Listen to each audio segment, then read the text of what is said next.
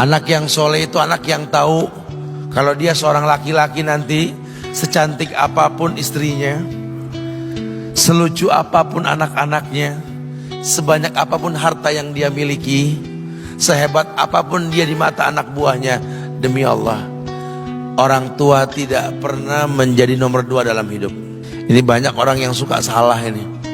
Cuma gara-gara dunia, orang tua panjang mata menanti kedatangan anak. Jangan ya. Jangan. Anak yang soleh tahu sekali, sampai kapanpun ibumu, ayahmu. Sampai kapanpun. Dunia nggak membuat dia lupa ada berkah keramat dunia hidup di atas muka bumi ini. Dia nggak repot datang ke makam-makam para wali. Orang tua nomor 1 yang dia temui. Ini orang hebat. Ini banyak di antara kita, makam-makam didatengin, di mana saja didatengin, ngalap berkah. Orang tua panjang mata, berlinang air mata menanti, mana anakku? Mana pohon yang pernah kutanam? Mana pohon yang pernah kurawat? Kudengar dia sudah mulai berbuah, ingin kurasakan buahnya. Berani mengeluarkan dana jutaan untuk hal-hal yang gak disyariatkan. Ini orang tua panjang mata. Rela gak rela, orang tua kita akan mendengar dan melihat. Ma, aku pengen nikah, aku pengen berkeluarga, Ma. Ya orang tua ya seneng lah. Cuma kalau inget metik buahnya belum terasa, ya ada perasaan kayak gimana gitu loh. Karena dia tahu setelah ini dia akan menikah. Bahwa anak orang ada kehidupan yang berbeda yang bakal dia rasa. Orang tua makin hari makin rentan, bukan makin seger. Yang perempuan dibawa orang, ya Allah. Baru kemarin perasaan mainin poni ini anak perempuan kita, betul. Baru kemarin mainin kepangan rambutnya, ya Allah. Ya Allah, baru kemarin perasaan saya titah dia, titah, ya Allah. Belajar jalan, bisa berlari bawa sesuatu, coret-coret tembok, aduh Masya Allah. Sekarang udah gede, dibawa orang, ya Allah, Masya Allah. Yang laki dekat sama mamahnya. Baru kemarin tangan mungilnya kita tuntun, kalau kelepas dia nangis, betul. Sekarang tangannya keker besar, tangan ibunya keriput, betul. Mau nangkep tangan anak pun sudah mulai susah. Membawa anak orang datang dengan gagah, cium tangan, cipika-cipiki, udah. Ma, kita jalan dulu Ma ya. Udah Mama, udah. Digandeng tangan kekasihnya, dirangkul pundaknya. Ini anak laki ndak tahu ibunya kayak diiris-iris jantungnya. Dia lihat tangannya yang keriput, ya Allah. Udah berapa lama tangan ini nggak dibawa sama anak ini? Udah berapa lama tangan ini nggak digandeng sama anak saya? Kita merasa bangga akur merangkul istri kita, ibu kita ngelihat pundaknya. Udah berapa lama pundak ini gak dirangkul seperti itu, ya Allah. Dulu aku berdandan secantik-cantiknya, ku dandankan anaknya, ku bawa di hadapan kawan-kawanku bangga. Lihat anakku. Tapi dia gak pernah berdandan rapi membawa aku ke hadapan teman-temannya. Lihatlah ibuku. Ibunya sudah kebayang, ya Allah, ini anak bakal minta nikah sebentar lagi. Yang wajar kalau orang nanam pohon pengen metik buah, wajar. Ini buah belum terasa, pohon sudah mau dibawa, kebayang tidak? Ya Allah. Mulai dia kebayang.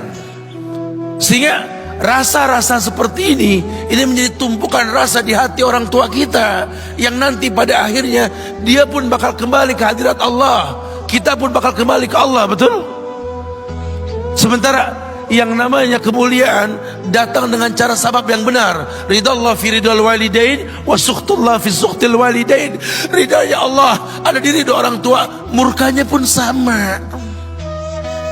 Karena semua ibadah yang dia lakukan berujung pada surga. Dan yang paling gampang ketika dia mau menaklukkan dunia, demi Allah, berkah orang tua dulu yang diambil. Ini dirasa oleh orang mulia yang Nabi katakan, innahu min ahlis sama, innahu min ahlis sama. Manhu? Siapa dia? Sahabat, manusia yang pernah hidup zaman sahabat tapi nggak ketemu Rasul, yang bernama Uwais Al-Qarni, pemuda miskin pengembala kambing di negeri Yaman. Padang tandus yang dia tinggal di situ, yang dia kesampingkan hidupnya untuk ibunya, untuk ibunya. Tidaklah terucap kalimat satu yang ingin ibunya pengen, kecuali Uwais pasti akan melakukannya apapun, dan ibunya cacat. Apa kata Uwais? Tidak akan pernah terlontar kata dari mulut ibuku kecuali kan kulakukan yang dia inginkan. Masya Allah. Ibunya cacat dan dia menomorduakan diri, yang penting orang tuanya dulu.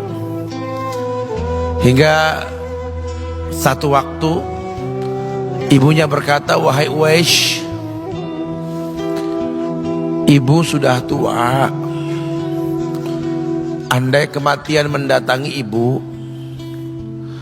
ada beberapa keinginan yang ibu pengen merasakan keinginan tersebut.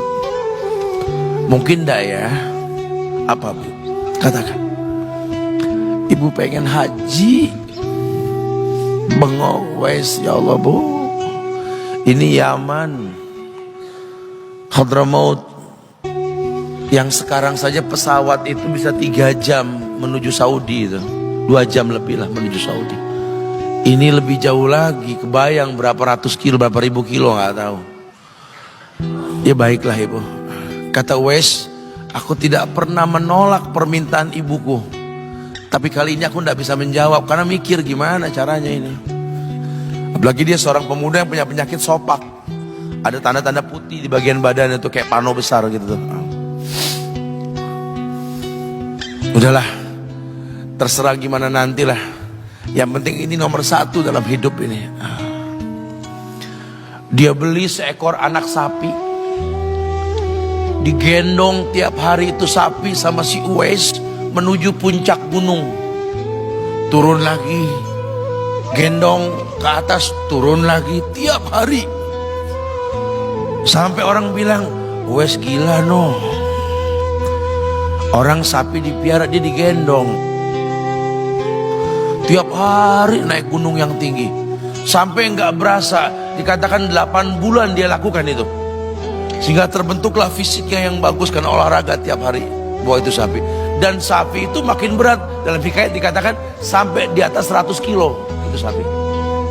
Kemudian dia tetap gendong ke atas dan dia yakin, bismillah saya yakin. Sampailah bulan haji, ibu naik ke pundakku, digendong ibunya dari negeri Yaman. Subhanallah, gak ada yang gak mungkin. Lihat,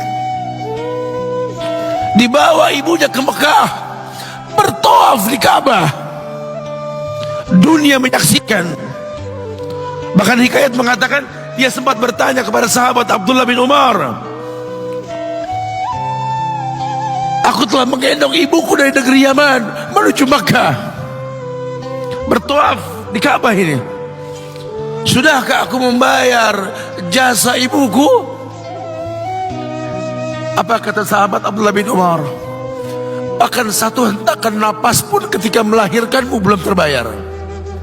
Bahkan satu hentakan napas pun ketika melahirkanmu belum terbayar. Dia selesaikan tawafnya. Dia selesaikan tawafnya.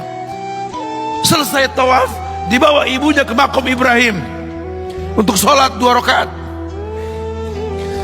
Selesai sholat, dia angkat tangan, dia berdoa kepada Allah, ya Allah, ampunkanlah ibuku ya Allah. Ampunkan ibuku ya Allah. Masukkanlah dia ke sorgamu ya Allah. Masukkan dia ke sorgamu ya Allah. Ibunya berbisik, Uwais, sudahlah, mintalah pada Tuhanmu ampunan untuk dirimu dan sorga untukmu. Wallahi wahai ibu, Allah ampunkan kamu, Allah masukkan kamu ke sorga, cukup untukku, ridhomu yang kubutuhkan wahai ibu. Lihat, manusia saleh, hasil doa Rabbi habli minas solihin. Lihat, makanya ketika Nabi mengatakan innahu min ahli sama, ini manusia penghuni langit, Umar, Ali, temui Uwais.